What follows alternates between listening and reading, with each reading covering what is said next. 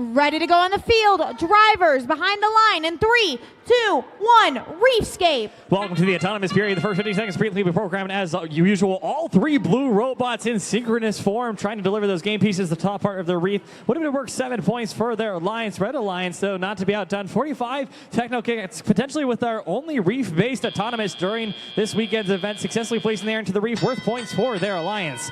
The remainder 2 minutes and 15 seconds is all teleoperated. Robots, human players pick up the robots and controllers and drive them around the field.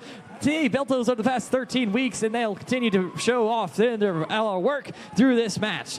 Team 10021, the Golden Gears, successfully delivering a piece of coral to their reef, and they'll continue to move around and pick up additional game pieces from their human player station. The name of the game, as per usual, is to reduce those cycle times, the time from picking up a game piece to delivering it in the field of play. 34.94, the quadrangles know that for sure. They're picking up game pieces from the ground itself, trying to minimize that time to picking up a game piece to delivering it, known as a cycle time. Teams, the more shorter that is, the more opportunities they can fit to score game pieces in a single match, especially with only 90 seconds remaining. Score is currently 34-64 in favor of the Red Alliance. Red Alliance sneaking in a couple of those algae directly into their barge, bypassing the processor. Many teams electing to do that since they don't want to have the opportunities for their opponents to score.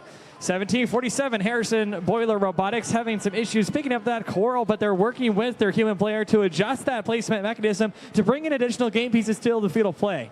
2197, Las Pumas with their cran-based design, if I remember correctly. We should see it unsheathed there. It allows them to line up that coral precisely where they want it. It allows it to simply slide off and get those additional ranking points for their alliance. Teams making their way, Red Alliance reaching that threshold, usurping it for the 4 out of 4 for that ranking point. They will continue to fill up that coral as teams continue to scout and monitor these teams, watching how much they contribute to that score. Score is currently 83-113 in favor of your Red Alliance. Teams continuing to make their way, both of them now achieving that coral ranking point. 27 seconds remaining in the match. We'll see many of those teams head over to those cages, with the teams going with 2 deep cages and 1 shallow cage each.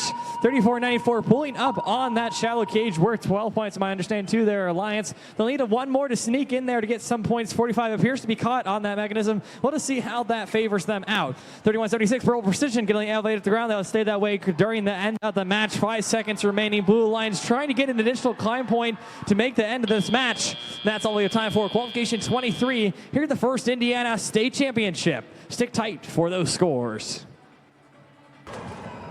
The Red Alliance sneaking away with a score of 152 to Blue Alliance is 129. We're distributing all 9 of those ranking points that are available. Red Alliance, though, getting those extra 3 for winning the match. Both teams getting it for their hard work and autonomous, the end game barge, and of course the reef ranking point, which we'll see more common here in the state of Indiana. Stick tight for qualification match 24.